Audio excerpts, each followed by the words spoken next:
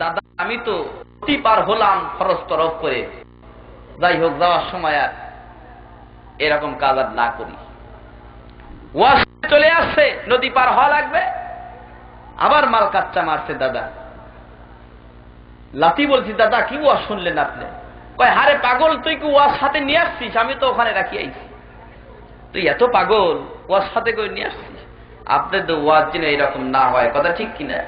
আমরা আসছি ওয়ামিল লিমা বাদাল মাউতি and work for the life of hereafter, মৃত্যুর পরবর্তী জীবনের জন্য আমল সম্বল গুছাই নেওয়ার জন্য। জোরে বলুন সুবহানাল্লাহ।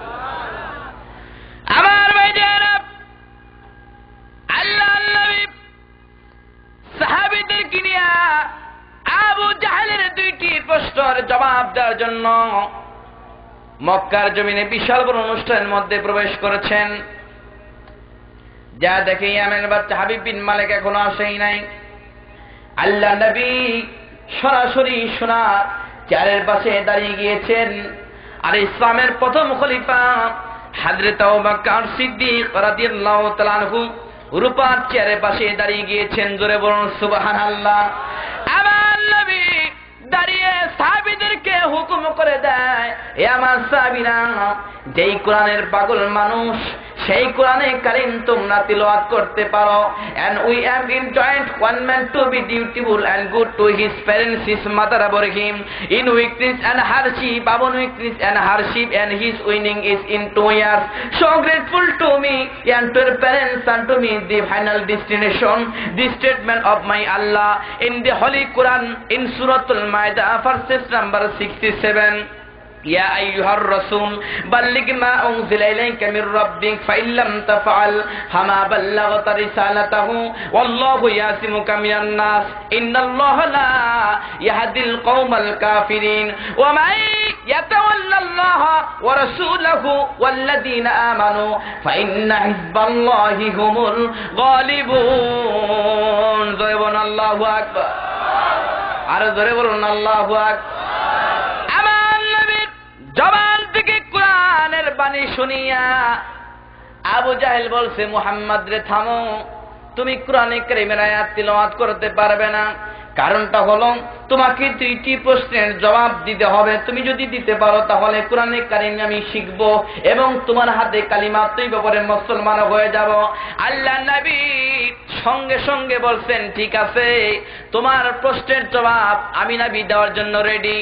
এইবার আবু জাহেল বলে, আমি তোমাকে প্রশ্ন করব না, ইয়ামের বাচ্চা হাবিব বিন মালিক তার জন্য সোনার চেয়ার তৈরি করেছি, ওই ব্যক্তি তোমাকে 2টি প্রশ্ন করবে।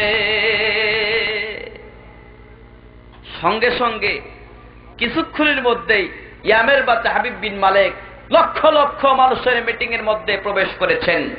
প্রবেশ করার সঙ্গে সঙ্গে কোন মানুষের দিকে নজর যায় নাই, সর্বপ্রথম নজর বিশ্বনবীর চেহারার দিকে গিয়েছেন। জোরে বলুন সুবহানাল্লাহ। আরো জোরে বলুন সুবহানাল্লাহ। আল্লাহর নবীর চেহারার দিকে। আমাদের চেহারা আর রাসূলের চেহারা কি এক?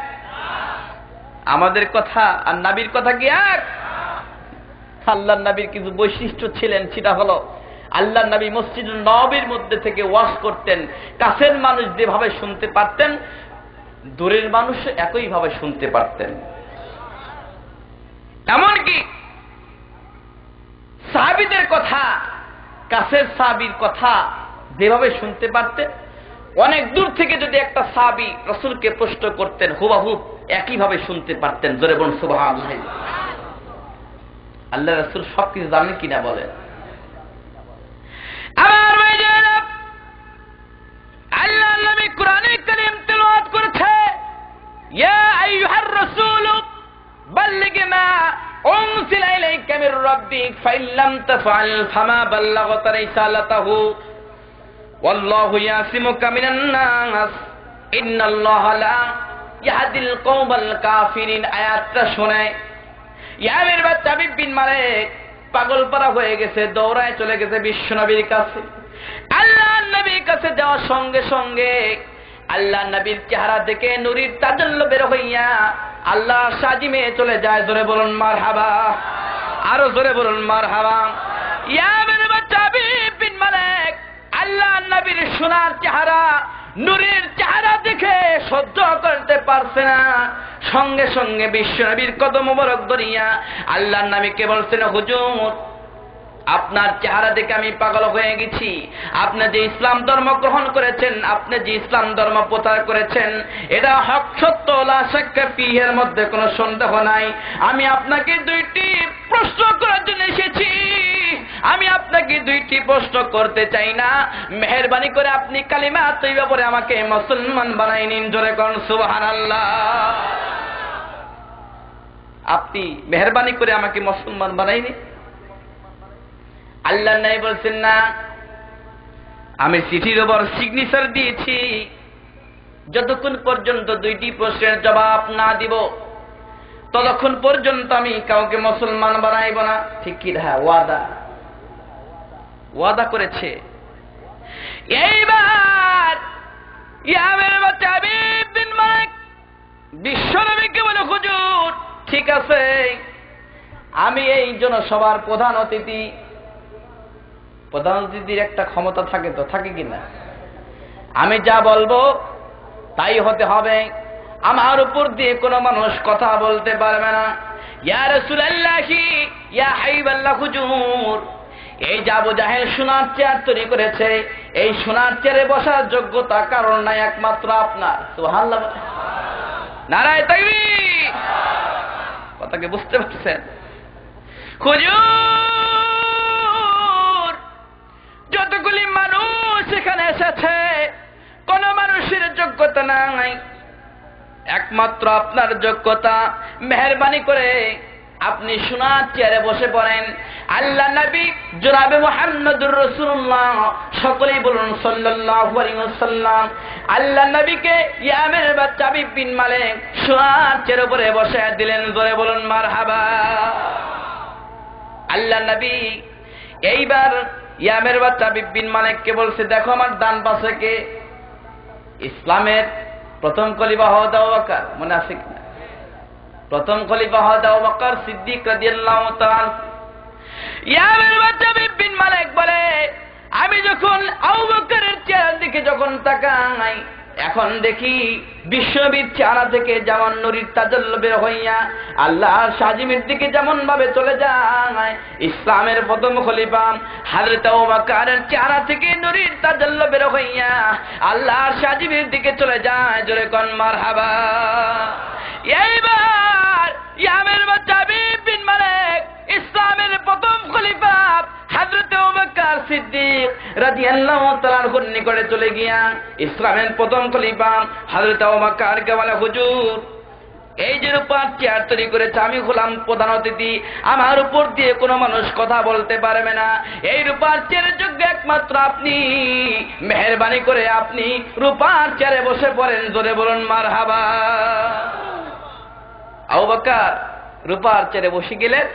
ইসলামের প্রথম খলিফা হতে আবু বকর রূপার চেয়ারে বসে কোরআনে কারীমের আয়াত তিলাওয়াত শুরু করে দিয়েছেন এবং বিশ্বনবী জনাবে মুহাম্মদ সাল্লাল্লাহু, সকলেই বলুন সাল্লাল্লাহু আলাইহি সাল্লাম, সোনার চেয়ারে বসেছেন। আবু জাহেলের মুখটা কেমন হওয়া দরকার বলেন? কথা বলেন না কেন? হিজবুল্লাহর হিজবুল শয়তান, মনে আছে কিনা?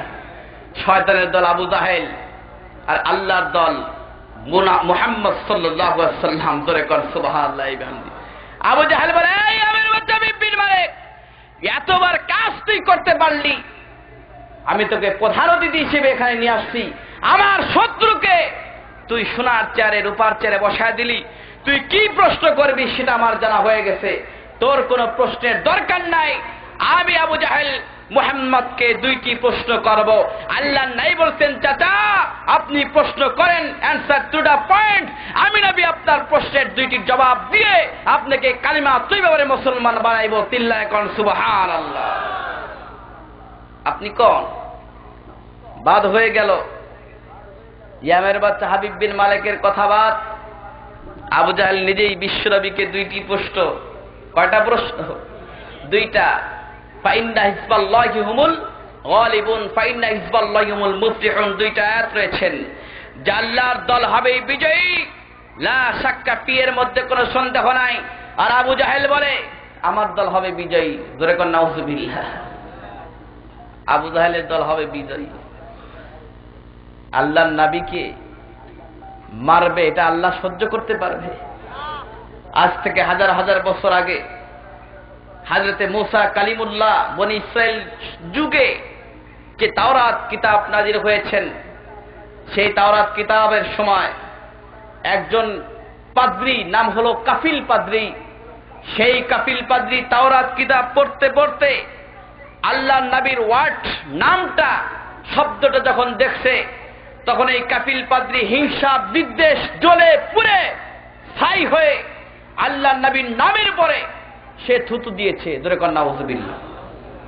থুতু দেওয়ার কারণে ওই কাফিল পাদ্রী আর পাদ্রী নাই, সে গুইসাপ হয়ে গেছে। তখন চিন্তা করছে, হায় হায়, আমি যদি এখন যদি বাহিরে বের হই তাহলে সমস্ত মানুষ তো লাঠি পিটা করে শেষ করে দিবে। অতএব আমার রাত্রি জেগে জেগে তুর পাহাড়ে যাইতে হবে। তুর পাহাড়ে গিয়ে এই জামানার নবী মুসা কালিমুল্লাহর কাছে আমার মাপ চাইতে হবে। হযরতে মুসা কালিমুল্লাহ যখন তুর পাহাড়ে চলে আসেন, ওই কাফিল পাদ্রী যে গুইসাপ হয়ে গেছে, সেই গুইসাপ কাফিল পাদ্রী মুসা কালিমুল্লাহর পা ধরে বলছে, হুজুর আপনি কি আমাকে চেনেন না? কয় না তো, আমি তো কাফিল পাদ্রী। তোর এরকম হওয়ার কারণ কি? কয় আমি তাওরাত কিতাবে একটা জিনিস দেখেছি, মুহাম্মদ সকলেই বলুন সাল্লাল্লাহু আলাইহি ওয়াসাল্লাম। এই নামটা দেখে আমি হিংসা বিদ্বেষ জ্বলে পুড়ে ছাই হয়ে আমি নামের উপর থুতু দিয়েছি, আজ আমার এরকম দশা। হুজুর মেহেরবানি করে আপনি একটু আল্লাহর দরবারে দোয়া করেন, যাতে করে আল্লাহ পাক আমার পূর্বের চেহারা ফেরত দেয়। হযরতে মুসা কালিমুল্লাহ যখন আল্লাহর দরবারে মুনাজাত করা শুরু করে দিয়েছেন, আল্লাহ পাক হযরতে মুসা কালিমুল্লাহ বলে, মুসা আমি ওই ব্যক্তিকে মাফ করতে পারবো না যার সাথে বিয়াদবি করেছে, তার কাছেই মাফ চাইতে বল। জোরে কোন সুবহানাল্লাহ। হযরতে মুসা কালিমুল্লাহ বলে, আল্লাহ তুমি কেমন কথা বলো? যার সাথে বিয়াদবি করেছে সে তো দুনিয়াতে আসে নাই, ঠিক কিনা? তার কাছে মাফ চাবে কিভাবে? তুমি কি কথা বলতেছো এগুলো? আল্লাহ পাক হযরতে মুসা কালিমুল্লাহকে জানিয়ে দেয়, মুসা যতদিন পর্যন্ত আমার হাবিব পৃথিবীর জমিনে না আসবে ততদিন পর্যন্ত এই গুইসাপ মরবে না, গুইসাপের হায়াত বৃদ্ধি করে দিলাম। জোরে কোন সুবহানাল্লাহ। কথা কি বুঝতে পারছে? মুসা কালিমুল্লাহ কার দোস্ত? আল্লাহর দোস্ত। সেই নবীর উম্মত আমরা, কথা ঠিক কি? সেই নবীর প্রতি কোরআনে কারিমের আয়াত নাজিল হয়েছে, কোরআন নাজিল হয়েছে। আমরা কোরআনওয়ালা মুসলমান, ঠিক কিনা কও? বাতিল পন্থী যদি আমাদেরকে শেষ করতে চায়, এই কোরআনের বুক নিয়ে, কোরআন বুকে নিয়ে আমরা পৃথিবীর জমিন থেকে শহীদ হতে চাই। কথা ঠিক কিনা কও? কারা কারা শহীদ হতে চান হাত তোলেন। নারায়ে তাকবীর, নারায়ে তাকবীর। আল কোরআনের আলো, আল হাদিসের আলো, নারায়ে তাকবীর। হাতটা ডাবান। আমার সম্মানিত মুসল্লি কেরামেরা, আল্লাহ পাক হযরতে মুসা কালিমুল্লাহকে জানিয়ে দেয়, মুসা আমার কাছে মাপ চাওয়ার দরকার নাই, যার সঙ্গে বিয়াদবি করেছে তার কাছে মাপ চাইতে বল। যার নামের সঙ্গে বিয়াদবি করেছে, লা ইউমিনু আহাদুকুম হাত্তা কুনা হাব্বা ইলাইহি মিন ওয়ালাদিহি ওয়ান নাস আজমাইন। দ্যাট বুখারী মুসলিম। যে ব্যক্তি আল্লাহর নবীকে তার সন্তান সন্ততি পিতা মাতার চাইতে বেশি বেশি ভালো না বাজবে, সে পর্যন্ত nobody of you cannot become a complete mu'min till I become more favorite to him than his parents and children and other people. It is speech of our great prophet Muhammad Rasulullah, সকলে বলুন সাল্লাল্লাহু আলাইহি ওয়াসাল্লাম। সবচাইতে বেশি ভালোবাসতে হবে আমার নবী জনাব মুহাম্মদ রাসূলুল্লাহ, সকলে বলুন সাল্লাল্লাহু আলাইহি ওয়াসাল্লাম। কথা ঠিক কিনা কহ? আমার ভাইজানেরা, হযরতে মুসা কালিমুল্লাহ ওই কাফিল বদরি বিশ্বনবীর সঙ্গে এই নামের সঙ্গে বেয়াদবি করার কারণে যে গুইসাপ হয়ে গেছে, সঙ্গে সঙ্গে মুসা কালিমুল্লাহ কাফিল পাদ্রীকে জানিয়ে দেয়, কাফিল পাদ্রী রে, আমার পাওয়া শেষ, আমি আল্লাহর কাছে তোমার জন্য ক্ষমা চাইতে পারবো না। আল্লাহ পাক বলে দিয়েছেন যার সঙ্গে বেয়াদবি করেছো তার কাছে মাপ চাইতে হবে। আর এখানে দেরি করো না, এই তুর পাহাড় থেকে দৌড়ায় চলে যাও মক্কা নগরীতে, মামিনার ঘরে মুহাম্মদ সাল্লাল্লাহু আলাইহি সাল্লাম আসবে, তার কাছে যতক্ষণ পর্যন্ত মাপ না চাবে আল্লাহ তোমাকে মাফ করবে না। জোরে কোন সুবহানাল্লাহ। যাও, তুর পাহাড় থেকে হাজার হাজার বছর ধরে ওই গুইসাপ আল্লাহর নবীর সন্ধানে চলে যায়। মক্কা নগরীতে গিয়া কাবা শরীফের পাশে আবু কুবাইস নামের একটা পাহাড় রয়েছেন, সেই পাহাড়ে গুইসাপ অবস্থান করছে। আল্লাহ রাসূল কাবা শরীফ তওয়াফ করছে, গুইসাপের নজর পড়ে গেছে যে নবী আসছেন, তার কাছে যা মাপ চাবো। ধরে কর সুবহানাল্লাহ, তার কাছে যা মাপ চাবো। গুইসাপ আবু কুবাইস পাহাড় থেকে নেমে আল্লাহর নবীর কাছে মাপ চাওয়ার জন্য যাচ্ছেন। কাবা শরীফ যাইতে হয় আবু জাহেলের বাড়ি ওভারটেক করে। যখনই গুইসাপ আবু জাহেলের বাড়ি ওভারটেক করতে লাগছে, আবু জাহেলের নজরে গুইসাপ পড়ে গেছে। হঠাৎ করে আবু জাহেল বাড়ির মধ্যে থেকে বিশাল বড় লাঠি নিয়ে এসে গুইসাপকে এক বাড়িতে মেরে ফেলায়। অথচ আল্লাহ বলছে তার হায়াতকে বৃদ্ধি করে দিলাম। কথা কি বুঝতে পারছেন? আবু জাহেল কি গুইসাপকে এক বাড়িতে মেরে ফেলায়। আবু জাহেলই তো ইসলামের চিরশত্রু, ঠিক কিনা? তার কিছু কিছু জেলা বাংলাদেশের জমিনে আছে, তাদের বিরুদ্ধে আমি কথা বলতেছি। আমার ভাইরা, আল্লাহ পাক বলেছেন যতক্ষণ পর্যন্ত এই গুইসাপ আমার হাবিবের কাছে মাপ না চাবে ততদিন পর্যন্ত আমি হায়াতকে বৃদ্ধি করে দিলাম। অথচ আবু জাহেল গুইসাপকে একবারে দিয়ে মেরে ফেলল। এইবার আবু জাহেল বলে, এ আমার সৈন্যরা, আর দেরি করিস না, তাড়াতাড়ি করে আগুন নিয়ে আয়। আগুন নিয়ে এসে এই গুইসাপকে পুরাইয়া ছাই বানা।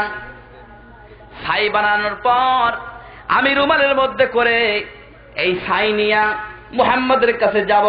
মুহাম্মদ যদি রুমালের মধ্যে কি আছে যদি বলে দিতে পারে, আমি আবু জাহেল মুহাম্মদের কাছে মুসলমান হয়ে যাব। ধরে কোন সুবহানাল্লাহ। কথা কি বুঝতে পারছে? যাতো আছে না মূর্তি পূজা আছে না বাংলাদেশে, আর ভারতের সাথে কিছু মিল আছে। ভারতে যা ওয়াজ করলাম যা দেখি, জয় মা, জয় তিনতারা মা, আর জয় বাংলা, জয় বঙ্গবন্ধু, আছে কিনা? কারণ ভারতের বুকে সব জায়গায় মূর্তি, বাংলার বুকেও এখন সব জায়গায় মূর্তি আর মূর্তি। অথচ আমরা মুসলমান নামে মুসলমান, গরু খাওয়া মুসলমান, 360টি মূর্তি ভেঙে দিয়েছিল আমার নবী জনাবে মুহাম্মদ সাল্লাল্লাহু আলাইহি ওয়াসাল্লাম, ঠিক কিনা? আর আমরা মূর্তি নিয়ে লাফালাফি করি, লাফালাফি করি।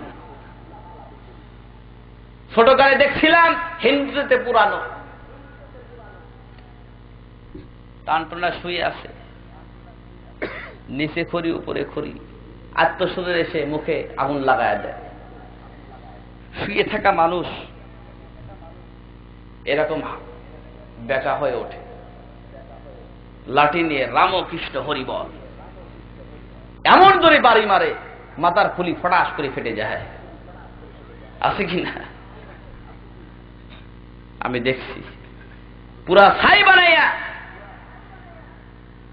কয় ভগবান স্বর্গে নিয়ে গেছে। নাউজুবিল্লাহ, এতই সস্তা। দুরূদ বলেন আল্লাহুম্মা, শেষ করে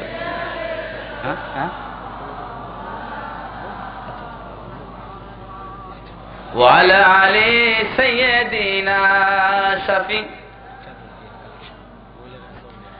আমার ভাইজারা,